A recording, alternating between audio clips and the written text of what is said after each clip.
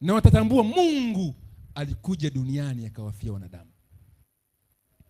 Unajua wengine unashindwa kuelewa ni Yesu ni Mungu Mwana wa Mungu ni nani? Ana asili ile ile. Nenda kusema kitabu cha Ellen White Great Controversy, mwishoni pale, wakati dhambi imeisha, ndipo mataifa yote watatambua Mungu alikuja duniani akaishi miaka 33 na viumbe vyake ili aishi navyo milele. Haleluya. Amen. Tutaimba, hata kama hujui kuimba utamsifu, utatupa taji chini, utaamini. Haleluya.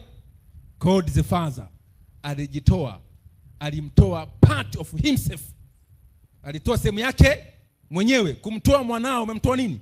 Sehemu yako mwenyewe. Maana Yesu na the Father ni the one substance. Mnafahamu hicho kitu? Kwa hiyo ilikuwa ni upendo mkubwa Mungu kumtoa mwanae duniani. Ilimsumbua sana kumtoa mwanae duniani, maana ilikuwa ni, ukisikia riski kubwa. Yesu kama angetenda dhambi hata nukta, Yesu asingekuwepo tena, na ulimwengu wote ungelose existence. Ulimwengu wote, hata Ibilisi mwenyewe. Maana vitu vyote Mungu aliviumba kwa njia nani? Hebu soma maandiko haya, Wakolosai 1:17. Ilikuwa ni Mungu ametoa kafara kubwa sana Mungu kama ametoa. Ndio maana ukimkataa mwana wa Mungu utapigwa sana. Soma maandiko hayo. Tuanze 16. Ndio. Inasema kwa kuwa katika yeye 17. Inasema naye amekuwako kabla ya vitu vyote, na vitu vyote hushikana katika yeye, na vitu vyote vimeshikana katika nini? Katika yeye. Na yeye ameshikana na nani? Na baba yake. Sawa Kwa maana Yesu angekatika, nini kikatika? Hebu simameni hapa. Njooni watu watatu hapa. Njooni hapa. Nyekeeni chini. Mimi nimemshika huyu. Hebu kaa hapa mbele. Weka kule. Shika wewe, shika huyo. Shika shati huyo. Tuko pamoja Sasa tuchukue sasa huyo Vitalis ndio amekushika, si ndio? Amewashika wote. Mpo kwenye shimo refu. Mimi nimewashika huku. Alafu huyu akakatika, inakuwaje? Wote anabaki nani? Sinabaki mimi. Mkakaa yuko chini.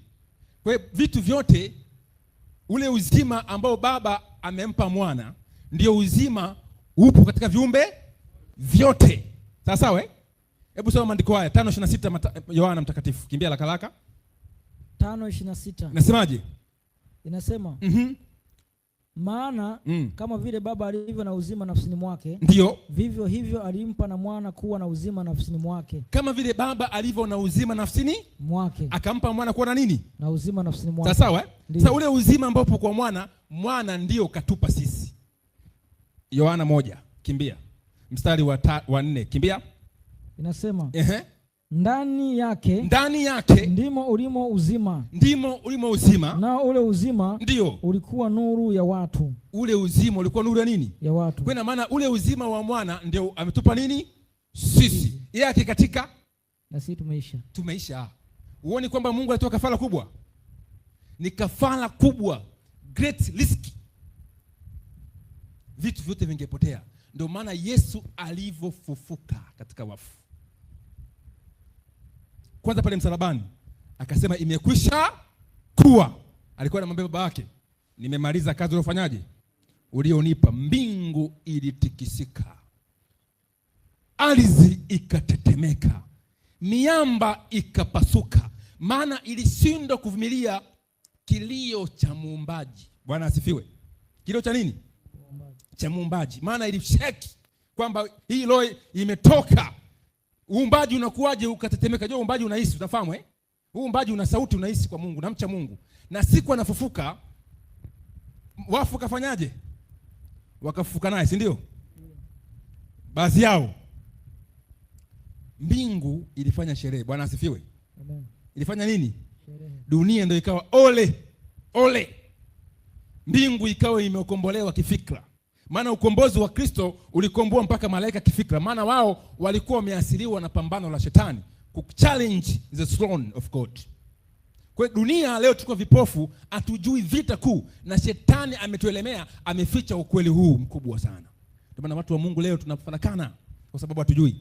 Na kanisa litakuwa strong, litakuwa na umoja likimjua sana mwana wa Mungu. Bwana asifiwe. Amen. Maana ndio kiini kikubwa. Nipe maandiko haya haraka 4 Waefeso mstari ule wa 10. Hebu kimbia kama sitakosea. Inasema naye aliyeshuka ndiye yeye aliyepaa juu sana kupita mbingu zote. Sasa soma mstari wa 12. Inasema kwa kusudi la kuwakamilisha watakatifu. Kwa kusudi la kuwakamilisha watakatifu, hata kazi ya huduma itendeke. Maliza na andiko linalofuata. Hata mwili wa Kristo ujengwe. Hata na sisi sote. Sikia vizuri, mstari wa ngapi huo? Wa 13. Nilikuwa nataka mstari wa 13 soma. Hata na sisi sote tutakapofikia umoja wa imani na kumfahamu sana mwana wa Mungu. Kumfahamu sana nani? Mwana wa Mungu. Hata kuwa mtu mkamilifu, hata kufika kwenye cheo cha kimo cha utimilifu wa Kristo. Bwana asifiwe. Amina. Kumbe tunakuwa na umoja wa imani kwa kumfahamu sana nani? Mwana wa Mungu. Mwana wa Mungu. Kwa usichoke Yesu akihubiriwa. Haleluya. Amina.